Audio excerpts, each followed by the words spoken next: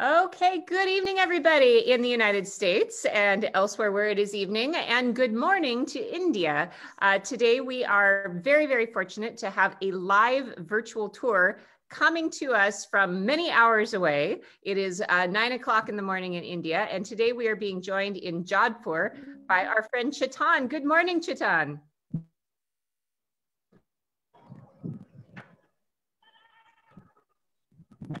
Hello, everyone. Good morning from Jodhpur. That's where I am. So today what Chetan is going to do, he's going to take us around the fort. This is the big fortress in his hometown of Jodhpur in India. And then he's going to go for a walk down into the center of town. So I'm going to just turn it over to you, Chetan, okay? So I'm going to disappear and you go for it and have fun. And if you need me, just holler, okay? Sure. Thanks, Sarah. Hello, everyone. Good morning from India, Blue City. A land is river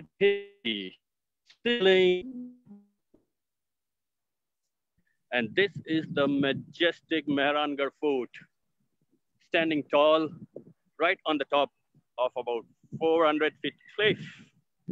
Testimony to legends of tales, both old and modern. And here I am, the person who would be taking you across the town and would be sharing with you some of the most interesting information about this place.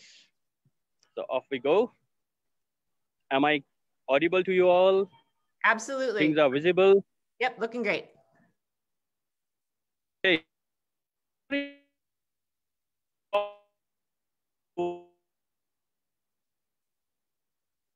To this world, Jodhpur, the riding breeches that were invented somewhere around 1890. It's also the city in local dialect we call Apnayat. In local dialect, Apnayat means affection and hospitality by mellifluous souls of the inhabitants of the town, ever welcoming, always smiling, and would want to be friends of life for you in no time. But this is also referred to as the Blue City, not because the skies behind me are blue, but because of the houses, a lot of houses which are painted blue as per the old traditions. But to share with you, the blues of our city are nullified, as you say, the blues of life, they are nullified by the resplendent joys and jubilant lifestyles of our people. So the blues actually does not really reflect, and it's a literal terminology. I'm going to take you on a walk. So let's start talking a little bit about this majestic fort here.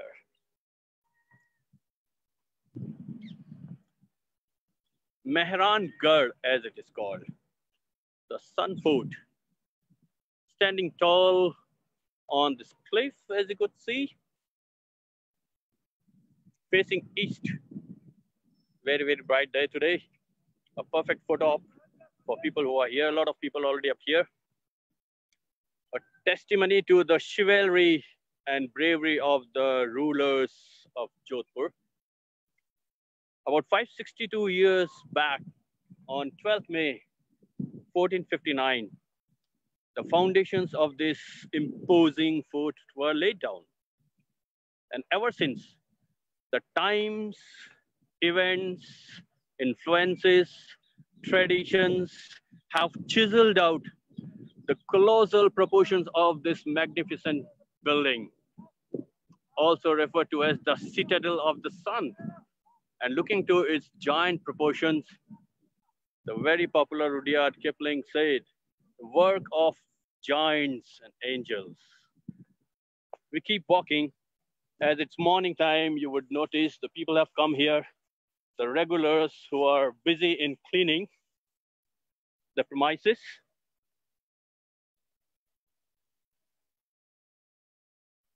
One good thing,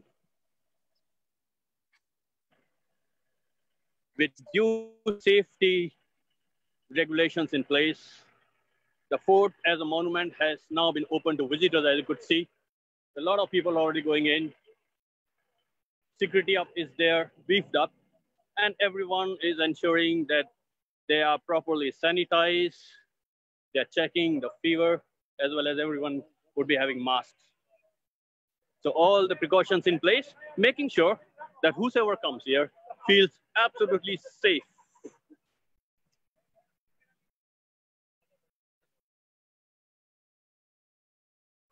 Look at that entrance, the grand entrance of the fort. If you can focus it. That's one of the main entrance to the fort. And like this, about 7 gates would lead us into the various sections reflecting historical details, intricate carvings, lavish courtyards, section by section, as we move from one gate to another to yet another one. The fort also houses one of the best laid museums and is presently in a very, very able hands of the curator, Mr. Kearney Singh. So at the onset, my gratitude and thanks to Mr. Kearney Singh for giving us this permission. So from here, I'll show you another hillock.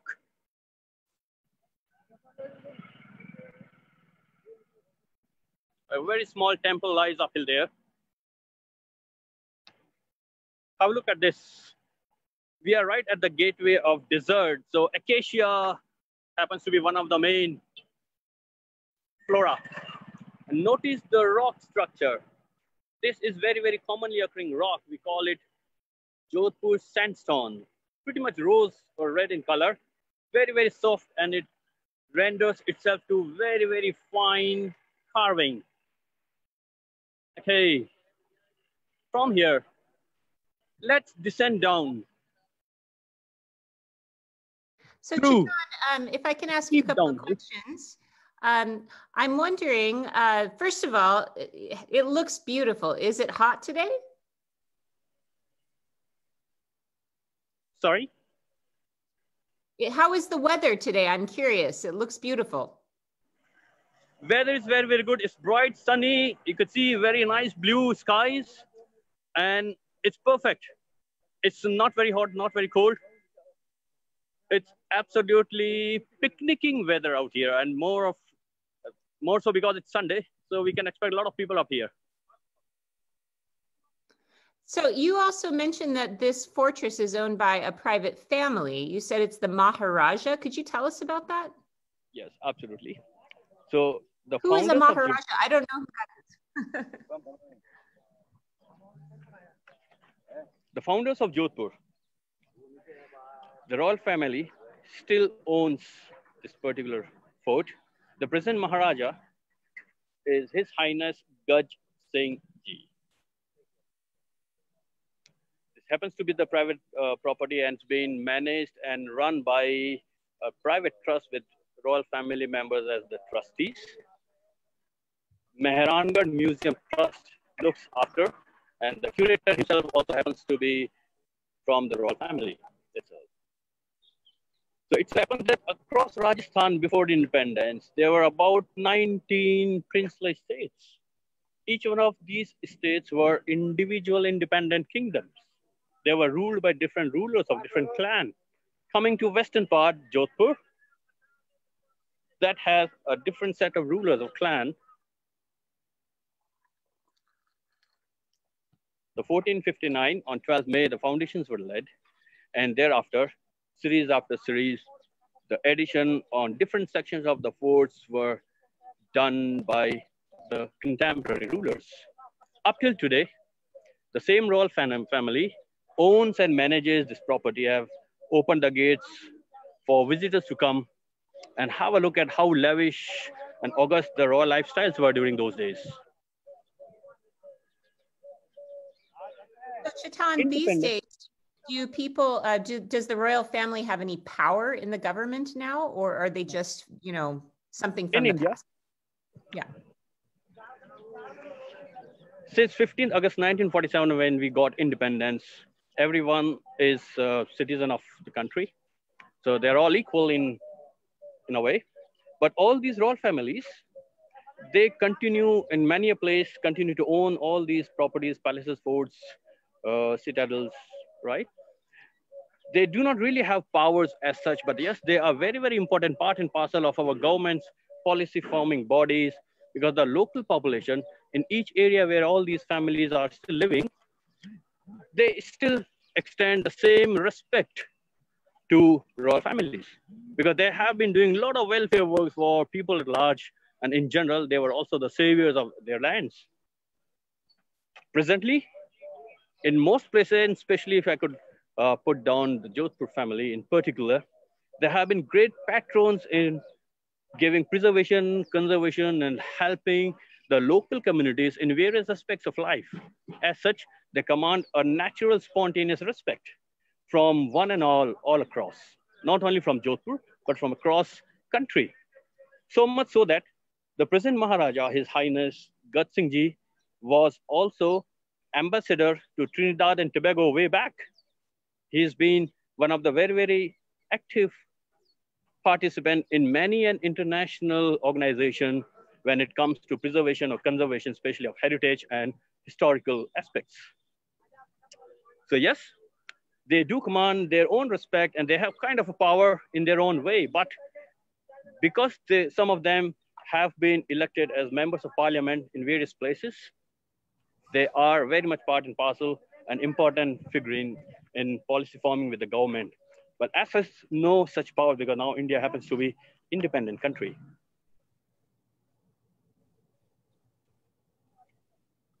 All right. Here you see, so let's get going.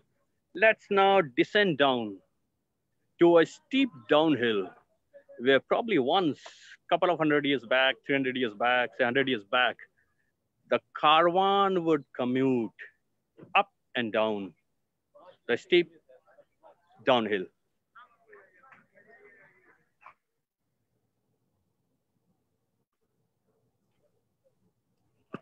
Notice the flooring. This is the same local stone which is found in this town. And as I go a little bit down, I'll turn back and I'll show you the spectacular architecture. If I can zoom in, you would notice that the rocky terrain seamlessly blends with the man-made structure of perfect symmetry. Notice the high rising wall. Right on the top, you see windows and balconies. In the local dialect, we call them jharokha, Jharokha, jharokha, a balcony protruding out for people to see. The entire wall, some of these walls are about 36 feet, or 36 meters in height. And the entire fort lies on this plateau, which is about 120 meters up and spread over almost about, say, 5 kilometers area. You could see the bastions. And if on some tour someday, if we do the tour of Maranga from inside, we walk right up to the ramparts, you'd see a lot of cannons have been placed up there. And from there, it offers a magnificent bird's eye view of the entire blue city underneath. So Maranga is an instantaneously recognizable monument, not only for Jodhpur, but for Rajasthan and for India.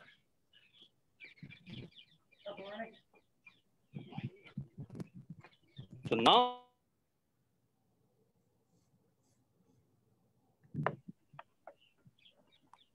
off and on, it offers us breathtaking views of the city. So this probably would be the path where traders, courtiers, local people, performers, families to meet the royals.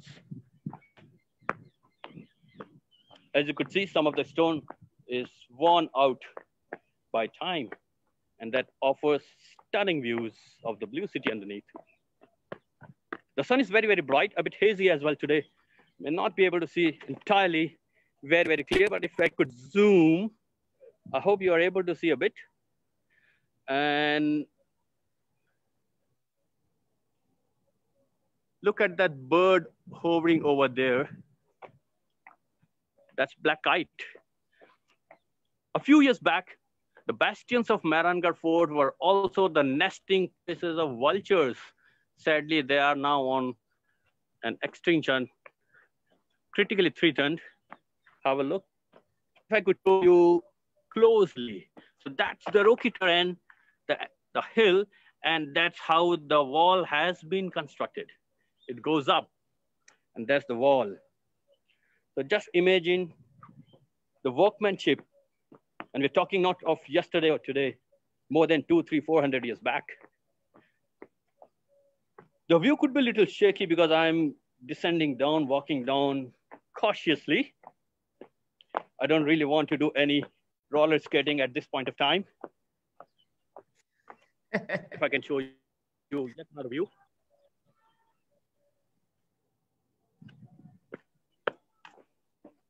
And that's how it looks like.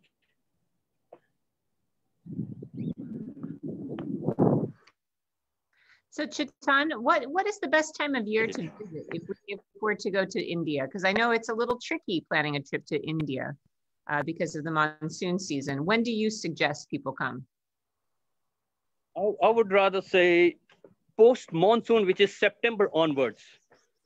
September onwards till say March or April, the best time when you have very good weather conditions, where you have lot of fairs and festivals which are being celebrated in most corners. And especially that is also the time when we have the variety of crops producing flowers, fruits, vegetables. So for those who would want to really devour or gluttonize local cuisine, you have everything available. There's another thing, people actually do not realize India, and for that matter, Jodhpur, yes, it's a really, really hot weather-wise, hot destination, and the temperatures can literally soar up to say 47, 48 degrees during May and June. But then it is also the place where we have sizzling, shivering cold when it is December and January. And sometimes the day temperature would be about 7 and 8 degrees, but the nights in some places could be really, really cold. So to balance it all off, October, November, December would be the best seasons. Still say March, because March, that is a place, there's a time when we have one of the most colorful of festivals, Holi. In continuation to that, starting from August itself, this particular region gets ensnared in a lot of festivity and jubilations because of legions of cultural fairs and festivals, which literally encompass the lifestyles of people, their day-to-day things they are doing. We celebrate literally everything with which we live. Well, I think if even the Indian population that I meet when I'm there is half as enthusiastic as you are, it's going to be incredible, right?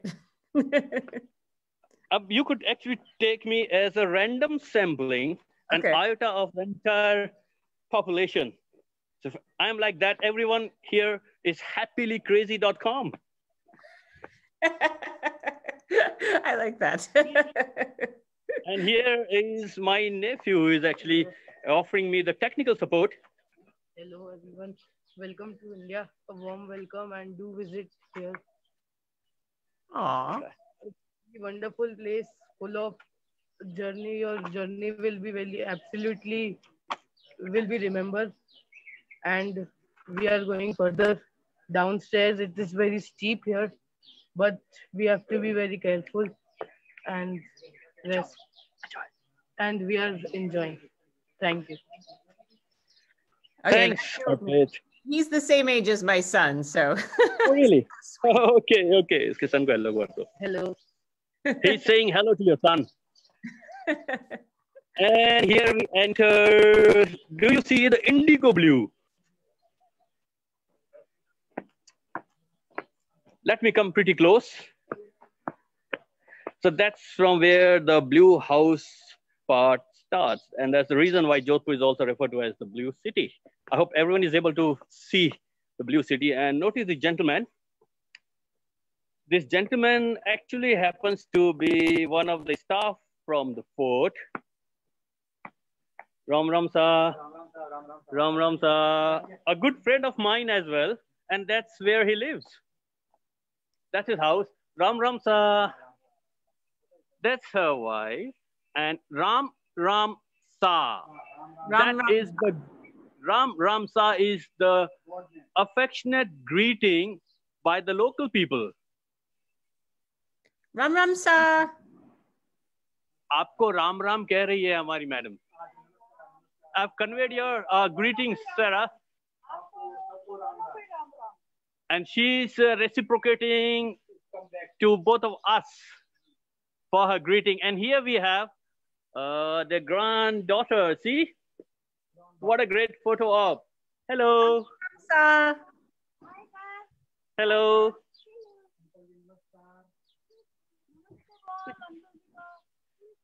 So enjoying Sunday? Sunday का मजा आ रहा है? I'd like to share something really interesting and cultural, innately ingrained to us. This is the entrance, and that is very, very common entrance, as you notice in most of our houses. But what is typical is notice this string of lemon and chilies, 7 chilies with 1 lemon, along with the coconut. And the leaves that you see, they are the dried leaves of a tree which is indigenously found here called neem, N-E-E-M, neem, margosa. Right. Now, this is kind of a mascot of good luck. We would be hanging it every Saturday. This would be changed, especially the string with lemon, chili, and coal. We believe it bodes away evil spirits and brings good luck and prosperity unto not only the family, but whosoever enters through the door. And whenever we have festivals, marriages, birth of a child, any other occasion, the families take due effort in getting these hanged and also decorating the houses. Bye-bye. So we take their leave and we carry on. Namaste. So Ram Ram Sa and Namaste, yet another hello or farewell. Also, Namaste. Namaste. Ram, Ram. Thank you, sir. Ram Ram. America. The handprint. This very nice country of America. This is very nice country of America, India best friend. And everybody, America, hello. Absolutely. So here is a hello from this gentleman to everyone up there in the US. USA, love you. We all say hello. Thank you. Bye Bye-bye. bye. So that's a religious symbol of the trident, the goddess is worshipped, and that is a handprint from the lady of the house by henna. See, these are all small practices that are still prevalent and in vogue in every single family. Look at the color. There's yet another small temple, but look at this. Do you see the archway?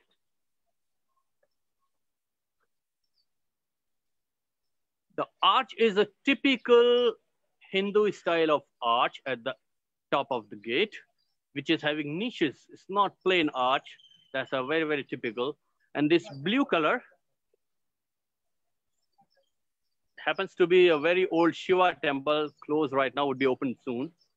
But this blue color is rendered with the help of indigo, common dye. The reason that these houses are blue, olden times, we had the caste strata that was in practice.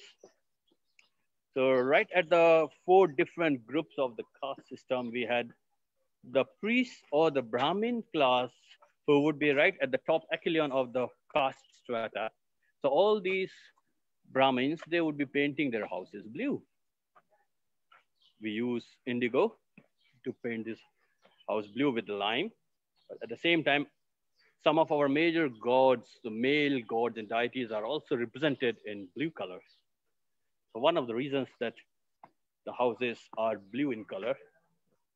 Presently, there's no really restriction that you have to paint your house blue, and people can paint their houses in any colors.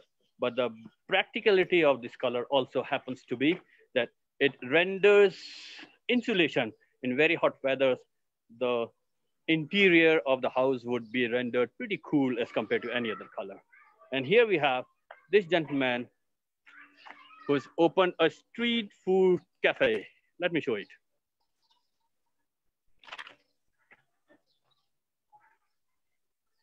So as you see, tourism to very, very remote areas like this have really helped in flourishing the local communities, and they have got opportunities in opening alternative sources of livelihood up here.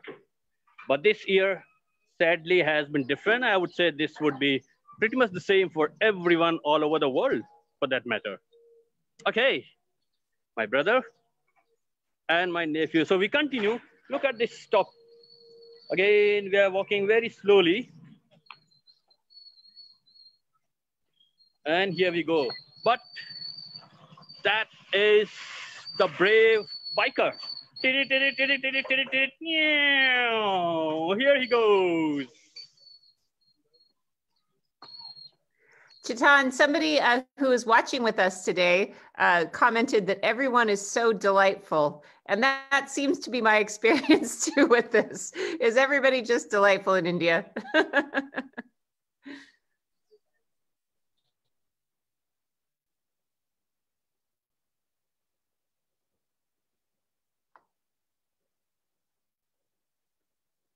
Oh, I've lost you. I can't hear you.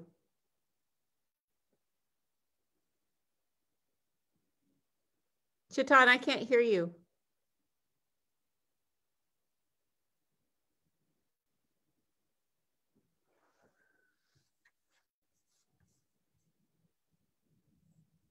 Chetan, I've lost your audio. I can't hear you.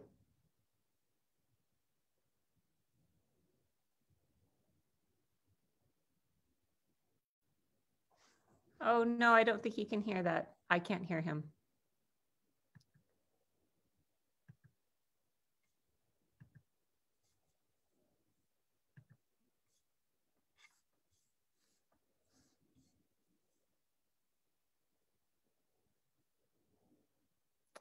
Chetan, we can't hear you.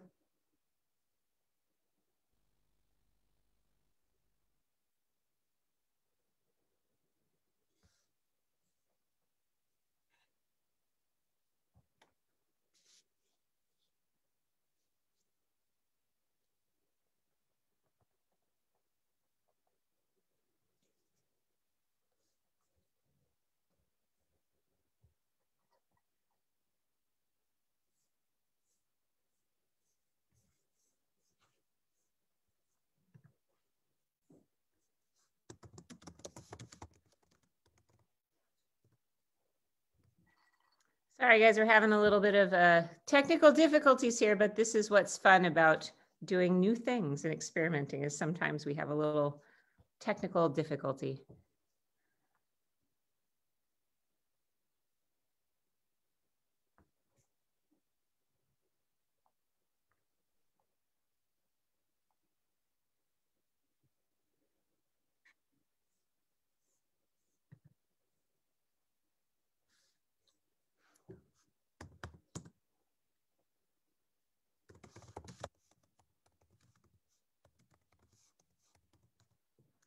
All right, everybody, thanks for being patient. We're going to work on this and see if we can get a connection back with him. I think that he's lost his cell phone signal. So this is the experiment we're doing here. How do we get people to live stream from 15,000 miles away?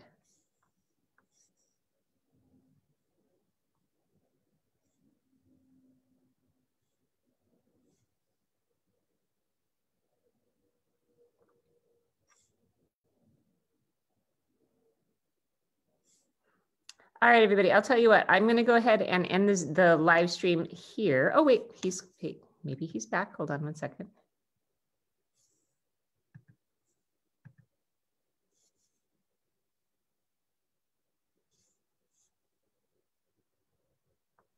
Chetan, are you there? Can you hear us?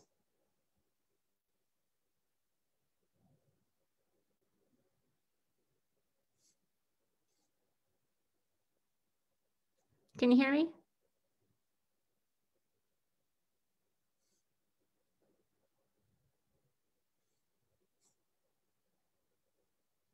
I still can't hear you.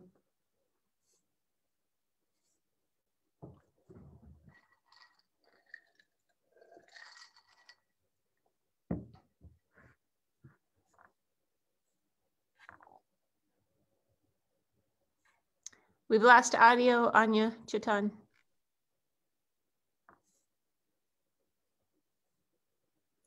All right, you guys, I'm going to go ahead and pause our live stream, and we'll be back with you shortly after we get this resolved. Okay, so hang on, and we will be back in a few minutes.